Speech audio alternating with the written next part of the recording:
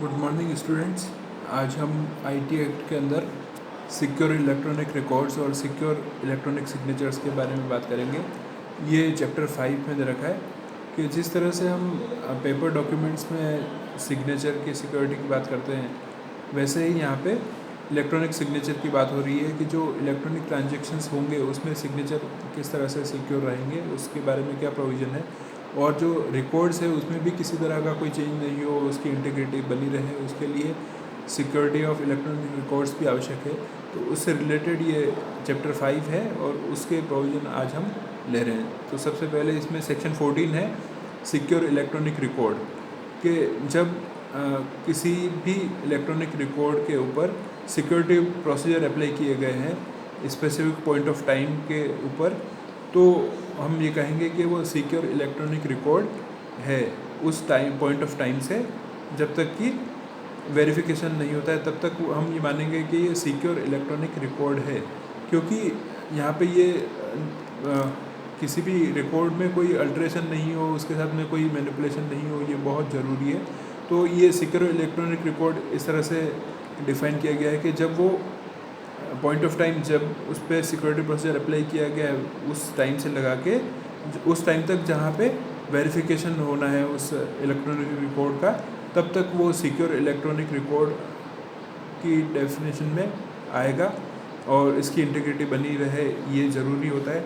इसीलिए security procedure इस पर अप्लाई किए जाते हैं। नेक्स्ट है सेक्शन 15 सिक्योर इलेक्ट्रॉनिक सिग्नेचर कि कोई भी इलेक्ट्रॉनिक सिग्नेचर है वो सिक्योर इलेक्ट्रॉनिक सिग्नेचर कब माना जाएगा, ये इसमें दे रखा है। फर्स्ट है इसमें the signature creation data at the time of affixing signature was under the exclusive control of the signatory and no other person. तो यहाँ पे ये बहुत ज़रूरी है कि जो भी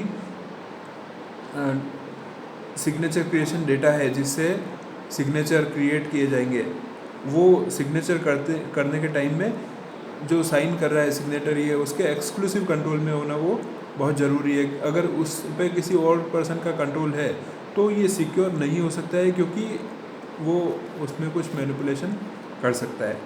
एंड सेकंड कंडीशन ये है कि जो सिग्नेचर क्रिएशन डेटा है वो स्टोर्ड और एफिक्स्ड उस एक्सक्लूसिव मैनर में किया गया है जैसा इसमें प्रेस्क्राइब किया गया हो, क्योंकि इस एक्ट के साथ में रूल्स भी बने हुए हैं, टाइम टाइम पे अलग अलग रूल्स बना रखे हैं। तो जो प्रेस्क्राइब किया जाता है उस तरह से उसको स्टोर किया गया हो सिग्नेचर क्रिएशन डेटा को, और उसी तरीके से एफिक्स किया गया हो, ये बहुत ज़रूरी है। तभी हम कहेंगे कि ये सिक्योर इलेक्ट्रॉनिक सिग्नेचर होगा। इसका एक्सप्लेनेशन रखा है in case of digital signature the signature creation data means the private की ऑफ द सब्सक्राइबर। और जैसा हमने पहले भी डिस्कशन किया कि डिजिटल सिग्नेचर जो होता है उसमें दो तरह की होती है, एक तो होती है प्राइवेट की और दूसरी होती है पब्लिक की। तो अगर एक्सक्लूसिव कंट्रोल की बात करें डिजिटल सिग्नेचर के लिए, तो उसमें प्राइवेट की जो है सब्सक्राइबर की, अगर वो उसके कंट्रोल में है तो हम ये मानेंगे कि जो सिग्नेचर क्रिएशन डेटा है वो उसके कंट्रोल में है, क्योंकि प्राइवेट की से ही कोई भी इलेक्ट्रॉनिक डेटा को एनक्रिप्ट किया जा सकता है। तो यहाँ पे ये ज़रूरी है कि वो जो डेटा है जिससे एनक्रिप्शन हो रहा है वो उसके एक्सक्लूसिव कंट्रोल में है, और अगर ऐसा नहीं होगा तो हम उसकी इंटीग्रिटी पे डाउट होगा, वो सिक्योर नहीं है, क्योंकि कोई दूसरा पर्सन उस पर उस रिकॉर्ड के साथ में छेड़खानी कर सकता है या जो सिग्नेचर है उसमें कोई मैनिपुलेशन कर सकता है। तो ये एक्सप्लेनेशन बहुत ज़रूरी है समझना कि जो डिजिटल सिग्नेचर में प्राइवेट की होगी वो सिग्नेचर क्रिएशन डेटा मानी जाएगी, और उसकी एक्सक्लूसिव कंट्रोल जो सिग्नेटरी है उसका होना बहुत ज़रूरी है। नेक्स्ट सेक्शन 16 है सिक्योरिटी प्रोसीजर्स एंड प्रैक्टिसेस। तो जैसे हमने बात की कि यहाँ पे आप इलेक्ट्रॉनिक डेटा को सिग्नेचर से ऑथेंटिकेट करना है सिग्नेटरी को, लेकिन वो सिक्योर होना चाहिए। और जो 14 में हमने लिया था सिक्योर इलेक्ट्रॉनिक रिकॉर्ड कि कोई भी इलेक्ट्रॉनिक रिकॉर्ड है उसको सिक्योरिटी प्रोसीजर से अगर लगा के और फिर प्रोटेक्ट किया गया है तो हम मानेंगे कि वो सिक्योर है।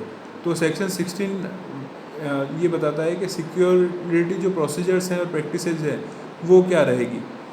तो इसके लिए सेंट्रल गवर्नमेंट सेक्शन 14 और 15 के लिए प्रेस्क्राइब कर सकती है कि क्या सिक्योरिटी प्रोसीजर्स रहेंगे या क्या प्रैक्टिसेज रहेगी उसको सेंट्रल गवर्नमेंट प्रेस्क्राइब करेगी, वैसे सिक्योरिटी प्रोसीजर और प्रैक्टिसेज होनी चाहिए।